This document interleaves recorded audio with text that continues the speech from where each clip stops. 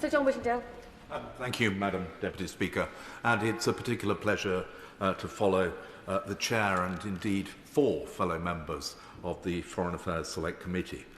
Let me start by making clear that I strongly support the increase in defence spending to 2.5% of GDP. Indeed, I fear that may not be enough, and we will have to spend more if we are to maintain our security against the threat, which is now clear.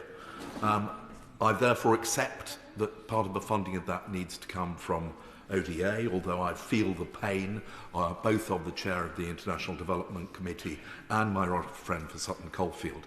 And I have to say that it makes it even harder to swallow the £9 billion bill which we are facing to pay for the maintaining a base on the Chagos Islands.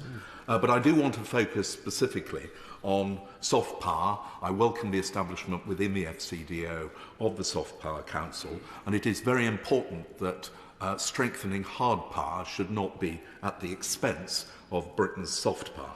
A number of members have already talked about the BBC World Service.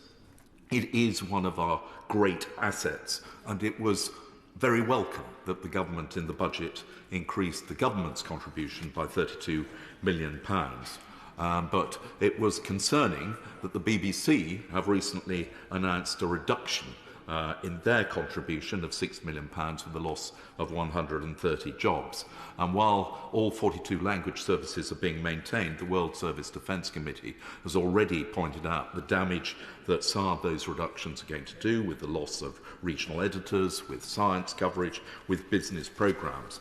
And I'm particularly concerned about the letter that the chair of our committee received a few days ago from the Director General, in which he says, I quote, "In the last few days we have been asked to prepare for further engagement with the FCDO on the impact of a reduction in overseas development spending." And I would like the Minister to assure us that there will be no reduction in the Foreign Office's funding of the BBC World Service. And indeed, I hope he will give serious consideration to the BBC's request that the government should consider in the longer term taking on the full funding of the World Service.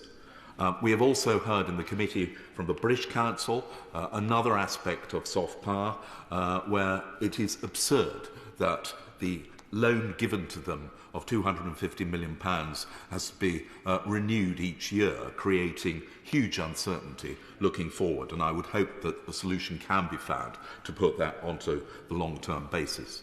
But I want to finish by just referring to a particular issue that is of huge concern to me and many others, and that is media freedom.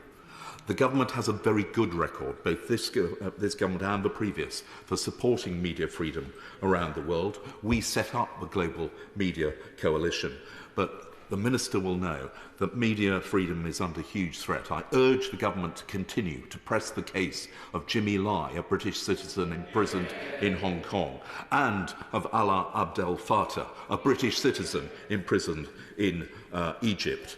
But he will know that in Ukraine, 97 journalists have been killed since 24th of February 2022, 12 whilst on duty. And the most recent withdrawal of funding by USAID is going to put at risk over half of the media outlets that are bravely reporting what is happening to people in Ukraine. And I hope the Minister can provide support to them too.